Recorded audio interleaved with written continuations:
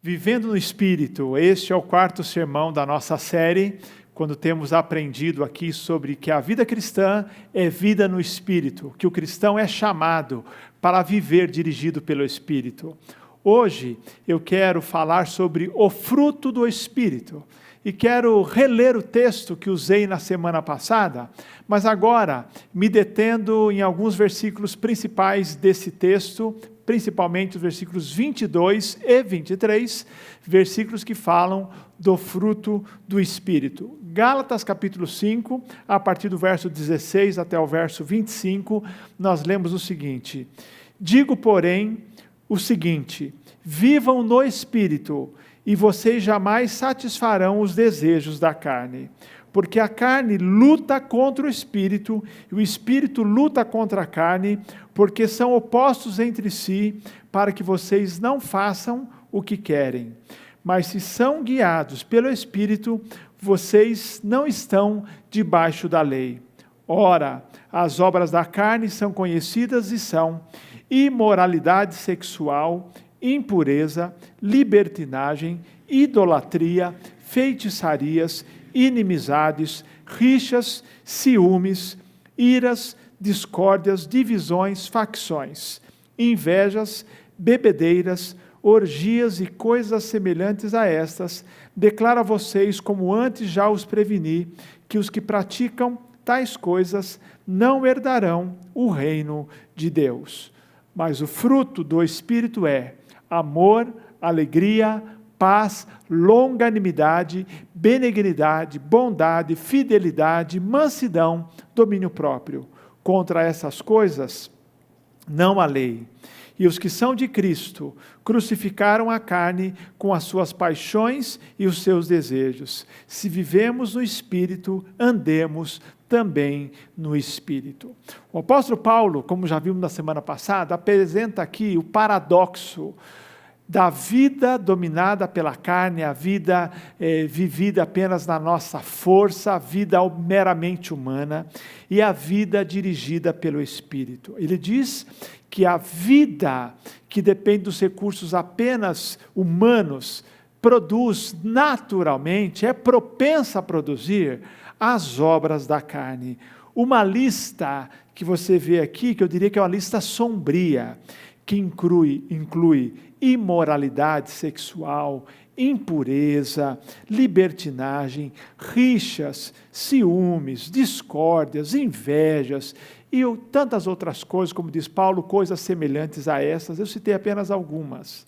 Ele diz que os que praticam tais coisas não herdarão o reino de Deus. Mas ele diz então que essas obras da carne são de se esperar daqueles que vivem na dependência da sua própria força. São desvios na área do sexo, da religião, dos relacionamentos interpessoais, do comportamento em geral. Quando nós não vivemos sob o Espírito ou pelo Espírito, a nossa vida está propensa a produzir isso.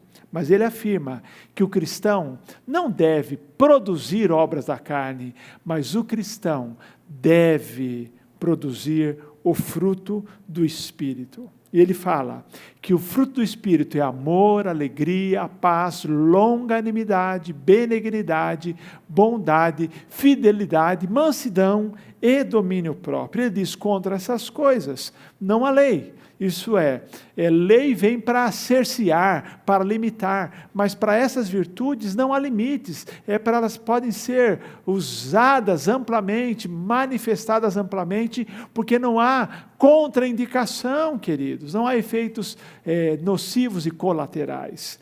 Fruto do Espírito é a marca do cristão cheio do Espírito Santo. Jesus disse: pelos frutos os conhecereis. Gálatas 5, 22 e 23 é o retrato apresentado sobre o que significa um cristão, ou como vive um cristão cheio do Espírito Santo.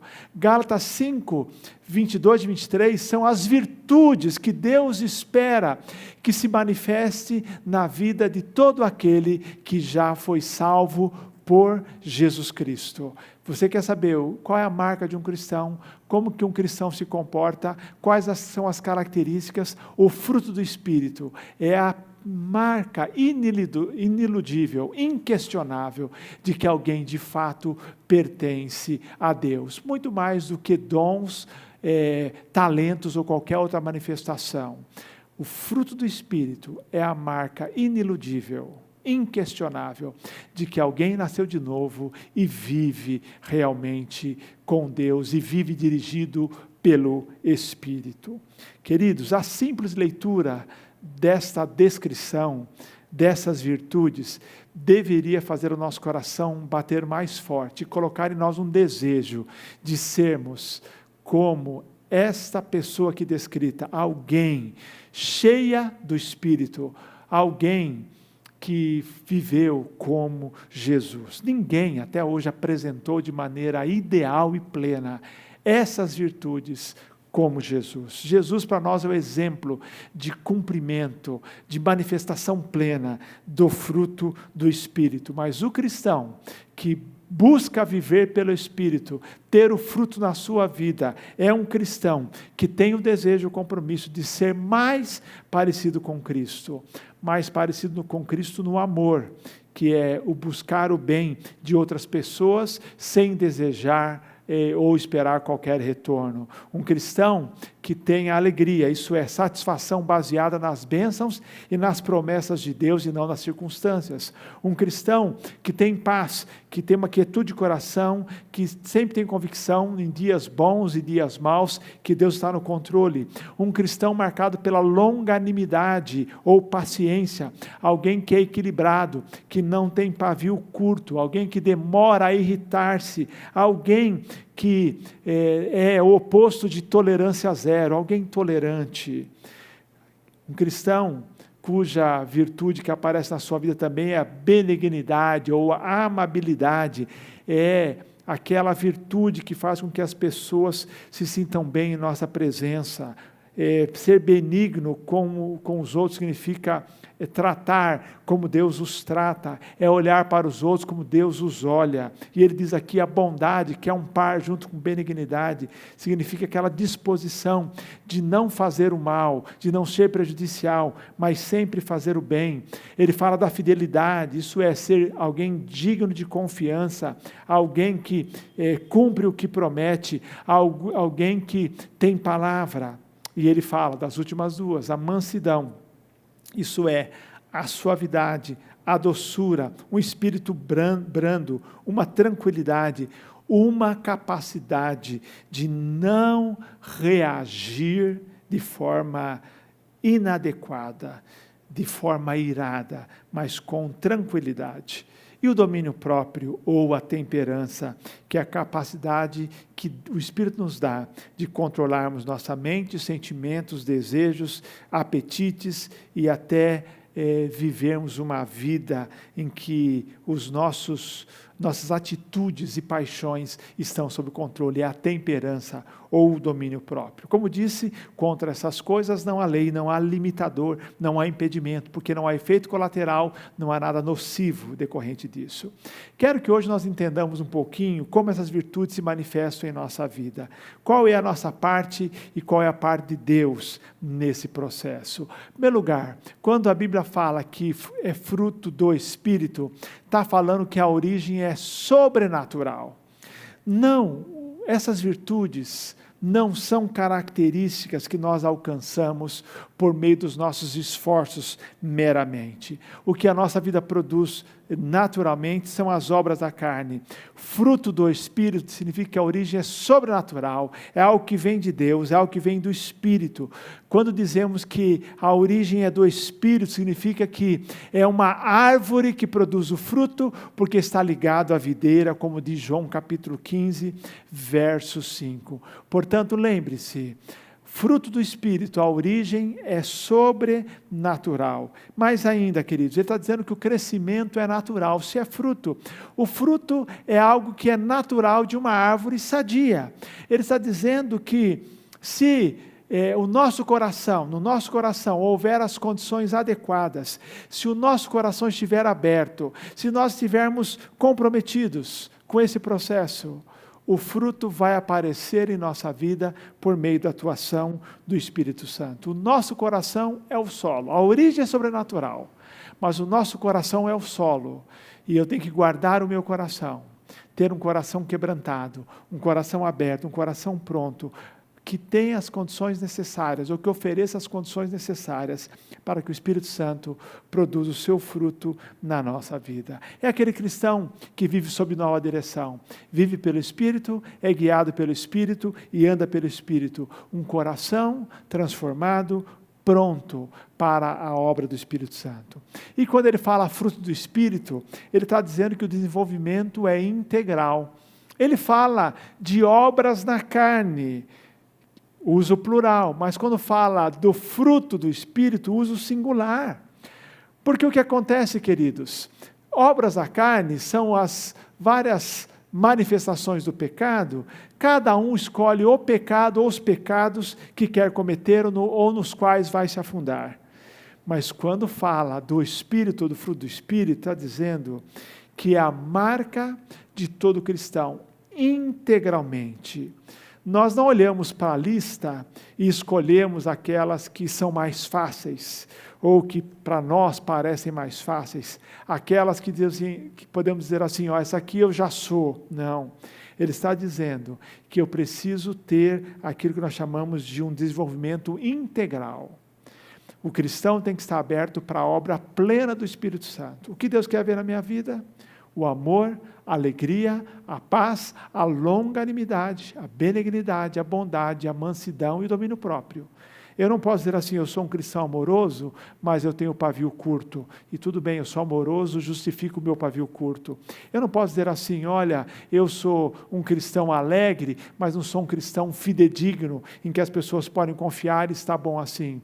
Eu não posso dizer assim, olha, eu sou um cristão que tem paz no meu coração, mas sou um cristão que eu sou dominado pelos meus desejos. Não, o fruto do Espírito é integral. É integral, é o desenvolvimento integral na nossa vida. O Espírito Santo, ele trabalha na nossa vida para que nós, embora não plenamente, não idealisticamente, não como Jesus, mas que possamos ter as 9 características, as novas marcas sendo desenvolvidas simultaneamente em nossa vida. Se a origem é sobrenatural, nós precisamos nos aproximar da obra do Espírito com fé, sabendo que não há nada que Ele não possa mudar em nossa vida, que não há nada que Ele não possa transformar em nossa vida. Você não pode dizer assim, eu não sou longânimo, eu sou pavio curto e eu vou morrer assim. Não, o Espírito Santo trabalha na sua vida. Eu não posso dizer assim, eu sou uma pessoa sem temperança e tudo bem ser assim. Não, o Espírito Santo tem poder. Eu não posso dizer, eu sou um homem irritado e eu não posso me tornar uma pessoa mais mansa. Não, de fato, o Espírito Santo, se nós nos aproximarmos com fé, vai trabalhar em nossa vida, porque a origem é sobrenatural. Sem dúvida, não há limites para aquilo que o Deus pode fazer em nossa vida. O Senhor, nós nos aproximamos com fé, sabendo que aquilo que falta em nossa vida, o Espírito Santo pode produzir. E mais ainda, ele diz aqui que o crescimento é natural. E se o crescimento é natural, isso exige da nossa parte disciplina. O nosso coração é o solo no qual o Espírito Santo vai trabalhar. Por isso que Provérbios diz, guarda o teu coração.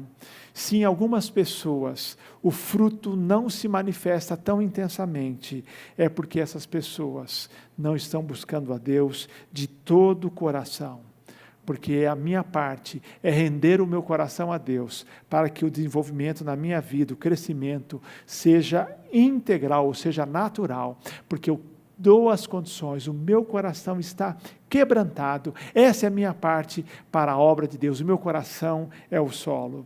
E se o desenvolvimento ele é integral, nós precisamos viver na dependência de Deus. Nós não podemos justificar qualquer obra da nossa carne, dizendo que não tem jeito. Não, queridos. Dependemos de Deus. Nós, se temos obras da carne na nossa vida, é porque nós estamos dependendo da nossa força. Mas, se nós dependemos de Deus, aqui entra a dependência, esse fruto vai se desenvolver plenamente. A mudança de caráter vai aparecer. Deus pode transformar alguém que vive intranquilo, como alguém cheio de paz. Alguém que não sabe demonstrar o amor, como alguém cheio de amor. Alguém que não é longânimo, como alguém longânimo. Alguém dominado por vícios, em alguém agora com autocontrole. A mudança do nosso caráter ocorre na dependência do poder do Espírito Santo. Se algumas áreas da nossa vida não têm sido afetadas ainda, se algumas áreas não manifestam o fruto do Espírito, nós temos que voltar para Deus, buscando dependência dEle. A minha pergunta hoje é: qual ou quais são as áreas da sua vida em que você precisa se submeter ao Espírito Santo, para que a obra do Espírito Santo se manifeste, para que o fruto do Espírito Santo se manifeste? Andar no Espírito é desejar e permitir que Deus produza em nós o seu fruto, queridos. O fruto do Espírito é a vida cristã como ela deve ser. O que é o fruto do Espírito? É o conjunto de virtudes e qualidades expressas no caráter cristão. São as qualidades e virtudes que vimos em Jesus e que vemos em Jesus e que devem servir-se em nossa vida. Não são ajustes superficiais do caráter, mas é uma reformulação plena da nossa vida. Então temos que perguntar: quais são as áreas, qual é a área, quais são as áreas em que não está tendo um crescimento de uma característica, de uma virtude do Espírito, do seu fruto em minha vida? Algumas perguntas para nós fazermos aqui nessa autoavaliação. Você age com mais amor do que os não cristãos? Você tem uma alegria mais profunda do que as pessoas em geral? E a paz que você demonstra é maior do que as pessoas que ainda não conhecem a Jesus? E na área da longanimidade, você demonstra mais paciência do que as pessoas em geral? Sua paciência é acima da média? E quanto à benignidade, você trata as pessoas, todas elas, com gentileza? E quanto à bondade, você deseja o bem de todos, inclusive daqueles que são teus inimigos? Você deseja o bem de todos ou não? Numa época de tanta intolerância, quantas vezes nós queremos o mal, por exemplo, o nosso inimigo ou opositor político? Quantas vezes, queridos? Você deseja o bem a todos, mesmo aqueles que não gostam de você, que são teus inimigos? Você age com bondade, quer o bem de todas as pessoas, inclusive daquelas que te feriram ou te ferem? Fidelidade, você é uma pessoa confiável, ou você fala uma coisa e depois faz outra? Você é uma pessoa confiável, fala bem de alguém na frente dela e mal pelas costas? Você é fiel? Você é fidedigno? E quanto à mansidão, você reage, como você resolve os problemas, como você reage com intransigência? Você tem que erguer a voz, tem que falar aos berros, ou você consegue resolver cada questão com mansidão? E por fim, o domínio próprio. Tuas emoções estão sob controle? Você tem controle sobre o que você fala, sobre o que você faz, sobre os seus apetites e paixões? Pensando, por exemplo, aqui no domínio próprio, pense nas redes sociais. Você posta e depois pensa? Você fala e depois pensa? Ou você pensa e fala, ou pensa e não fala?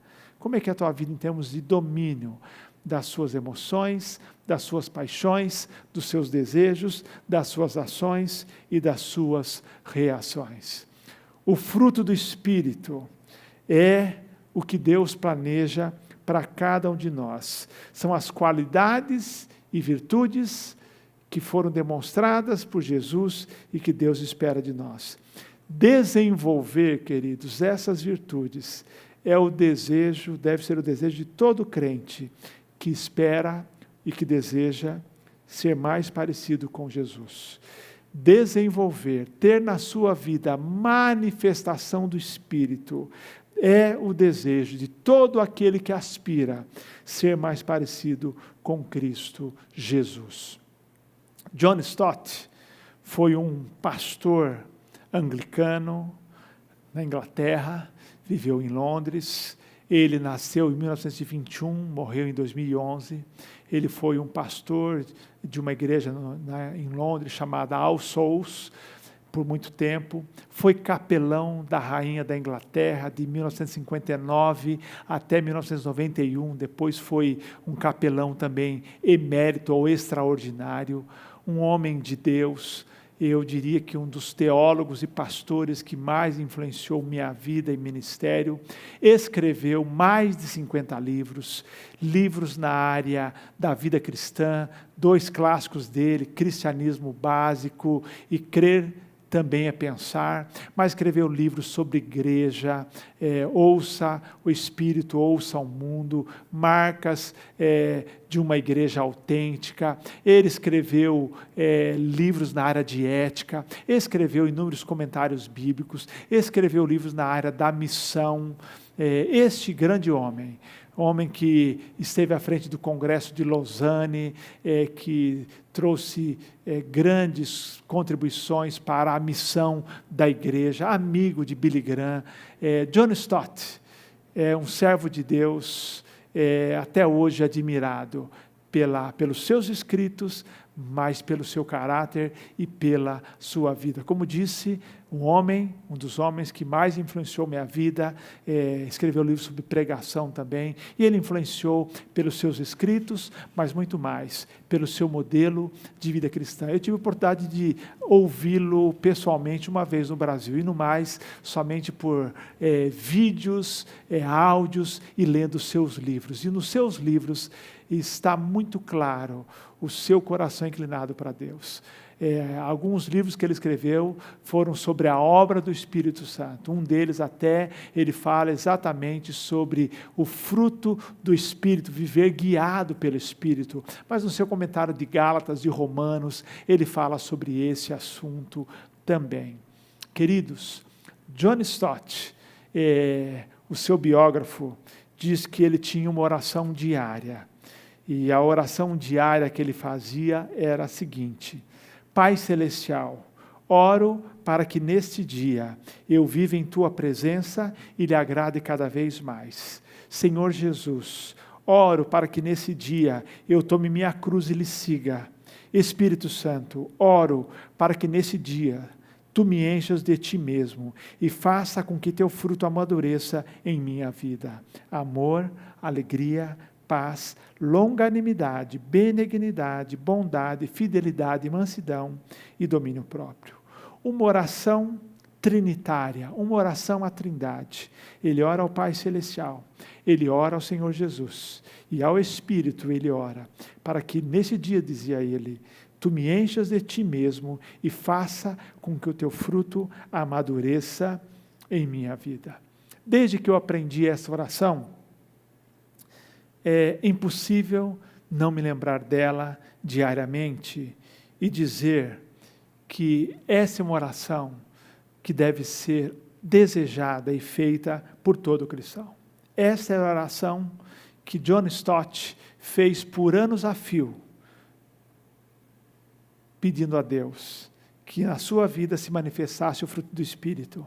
Por isso mesmo, não é surpresa para mim, não é surpresa para quem conviveu com ele, não é surpresa para quem sabe a sua história, a sua influência, não é surpresa para quem lê os seus livros, que este homem, por meio do testemunho de tantas pessoas, a respeito dele dizem que ele era um dos homens mais semelhantes a Jesus Cristo que eles já conheceram.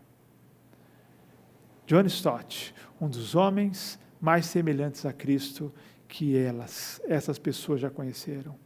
Minha oração é que a minha vida, a cada dia, demonstre mais do fruto do Espírito.